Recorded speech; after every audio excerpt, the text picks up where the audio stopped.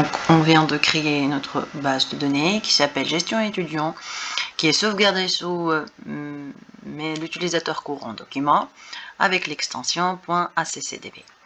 Bien, vous regardez ici, automatiquement, il a compris la structure donc de table. Il nous a donné automatiquement une table qui contient un champ. On va appliquer automatiquement, on va cliquer droit sur table. Et on va cliquer, on va choisir mode de création pour modifier la structure de cette table. On va choisir étudiant comme nom, notre première table. Cette table, elle est caractérisée par plusieurs champs. On va les ajouter un par un. Le premier champ numéro, on va le modifier. Il s'appelle Seyen, de taille, de type texte court. En bas, l'onglet général, la taille du champ 8, je spécifie 8. Je crée un autre champ qui s'appelle le nom. Aussi, taille, je vais choisir le type de ce champ texte court avec la taille 20, comme mentionné dans l'énoncé.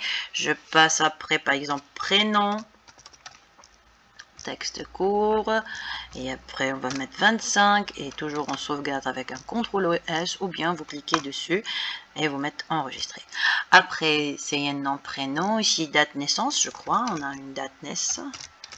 Évitez d'utiliser les espaces ou les tirets bas. Tirets bas c'est correct, mais le moins non. Date de naissance de type date, donc on va choisir date. Et ainsi de suite, il y en a d'autres types. Donc je sauvegarde.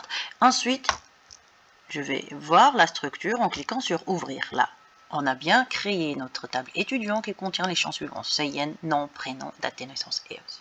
Si je voulais ajouter d'autres champs, je clique dessus, mode création, et j'ajoute les champs. Je modifie type, tout ce que je voulais.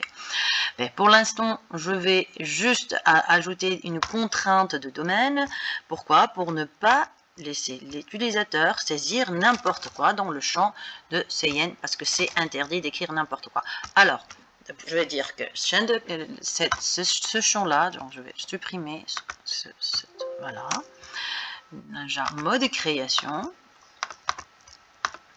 et là, je spécifie que ce champ-là, c'est une chaîne de caractères, c'est la clé primaire, c'est l'identifiant unique de cette table, afin d'éviter le problème de redondance, mais aussi, donc, puisque c'est un champ obligatoire, nul interdit doit être oui, et indexé sans doublon. Une autre caractéristique, pour imposer à l'utilisateur de saisir uniquement oui, chiffre obligatoire, donc je dois aller au masque de saisie et je dois saisir oui, 0, où chaque 0 impose la saisie d'un seul chiffre. Donc 1, 2, 3, 4. Voilà. Maintenant, je sauvegarde et je vais voir la modification avec un double clic ou à ouvrir. Là, vous voyez ce trait-là pour dire que ce champ-là, il possède des contraintes à respecter. C'est-à-dire, je ne peux pas saisir n'importe quoi. Donc, je vais écrire. Vous remarquez qu'il ne prend pas en charge des chaînes de caractères. Mais maintenant, si je vais saisir des chiffres, il le prend. Chaîne de caractères, non. Donc, automatiquement, il fait des contrôles. Voilà. Au-delà de 8, il n'accepte plus. Voilà. Là, donc, le masque de saisie, il fonctionne très bien avec moi. Donc, on va mettre, par exemple, donc, voilà. Mais maintenant, on va remarquer que si je vais essayer de laisser vide le champ chaîne de caractères, donc il va m'informer que c'est obligatoire, c'est un champ, c'est la clé primaire, il faut saisir. Donc, nul interdit, oui, donc c'est obligatoire, il faut saisir de la valeur. Le OK, je fais un échappe, je supprime pour résoudre ce problème-là. Donc, il faut ressaisir cette ligne-là. Très bien.